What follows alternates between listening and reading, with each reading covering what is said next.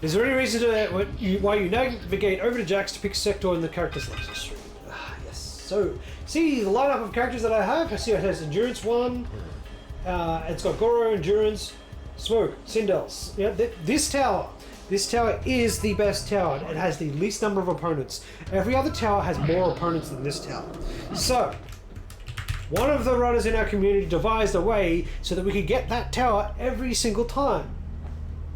Now the funny thing is, the way that the game generates a random number is it's based on a timing variable that resets to 0 whenever you restart the game. So restart the game, you press select and start and hold them together. This works on the PlayStation version, PC version, and the Saturn version. It does not work on the Nintendo 64 version. If you hold select and start, game resets. From this point, it resets the number generating value to 0 and it starts counting up 1 per frame. Right? So the thing is, that the moment that you select your character, that's when it takes whatever random value it's set at, right? Count it up to at that point, and then it uses that to generate a random value to generate a tower. I got really lucky and got the tower that we want here, but I'll show you what happens if I just hold down the button, right? So it immediately goes in. We get the Kano Tower, right? If I do it again,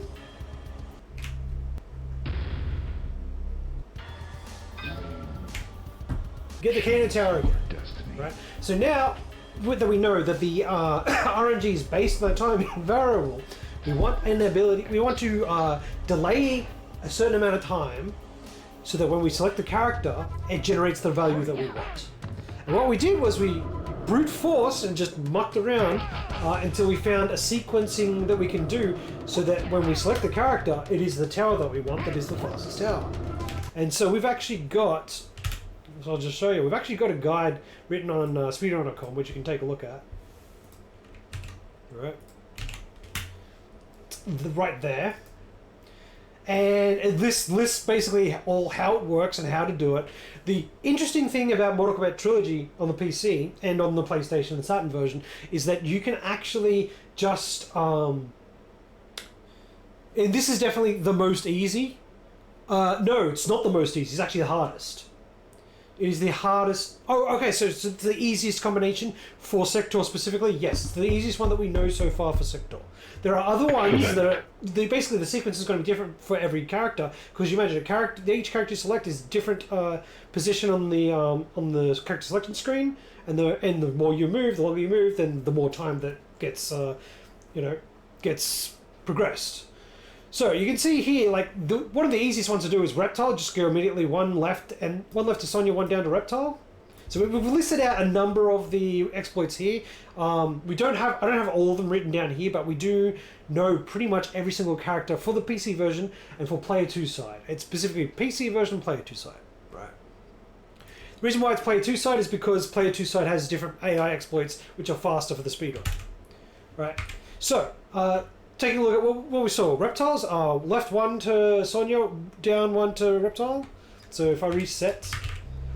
Now, the important thing to know, right, is the reason why this is humanly doable is because you can pre-buffer every input up until you select the character. So if I reset, so we'll reset, hold select and start, and then I'm leaving the holding punch, and then I can immediately hold left. You can see I'm moving on the first possible frame.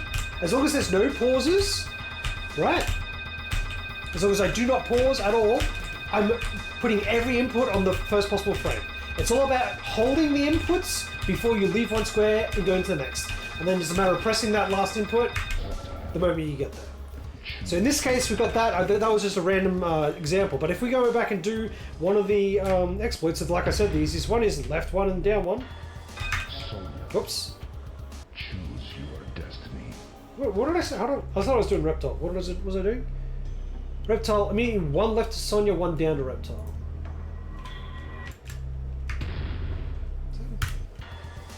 One left to Raiden, 1 down to Reptile. Obviously that's miswritten. That's been there for a while. I don't know why it says that. But yeah, so 1 left to Raiden, 1 down to Reptile. Should be it. There you go. And this is the best tower. This is the tower that we want. So I'll just do one more just so you can see. Let's do one that's a little bit more complicated. Sub-Zero. All the way left, all the way to the right, left to Cyrax, down to Sub-Zero.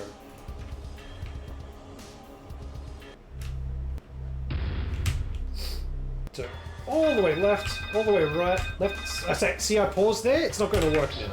It won't. Well, I mean, it might work if I get lucky. I didn't. So yeah, because I paused there, I was not quick enough. You got to be very careful not to have any pauses. There it is.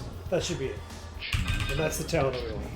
So yeah, so we have see, the problem is all the other towers are slower. Some of them are drastically slower. So this tower in Endurance 1 has 2 opponents. Mortal Kombat 2 Jacks, Mortal Kombat 3 Jacks. Then it's got 1 opponent in the Endurance 2 slot, which is Goro. And then the boss fight is Kintaro and Motaro. Happens to be the worst, toughest matchup in the game, but is also the fastest, because all through those 3 fights, that's 5 opponents. The next fastest tower has 3 opponents on Endurance 1, Goro on Endurance 2, and then Baraka and Motaro on Endurance 3, as on the boss fight, right? So that's 6 opponents. Some people, there are some runs where that tower is still used, because fighting Baraka and a ninja in Endurance 3 is faster for that character than beating Kintaro. Kintaro is one of the worst opponents in the game. But every other tower has way more opponents. Most of them have 7 opponents for that block. One of them has, I think, 8, because there's the Kung Lao Tower has 5 opponents on Endurance 1, and then still 3 opponents on Endurance 2. No, two opponents on Endurance 2, and then just Motaro on his own. But yeah, so that is why, for specifically Sector, we are doing that. So the sequence for Sector is, I'll just show this. So the sequence for Sector is to go all the way left to Noob, down 1, all the way right to Jax. The funny thing about Sector is that, for whatever reason, this pattern is also a little bit lenient. You can go to Jax or you can go to Melina. And then you go back to Kano and go down 1 to Sector. That's the route. So if you, the nice thing about this one is that if you fuck up, you accidentally go to Melina, you can still get it. So you go like that. Obviously this is not going to work because we didn't do it from the start, but the idea is you've got to reset, hold down the punch button, get there, or be start by holding left, and that should be it. Now we can do a run. Yes. RNG manipping towers. It's fun.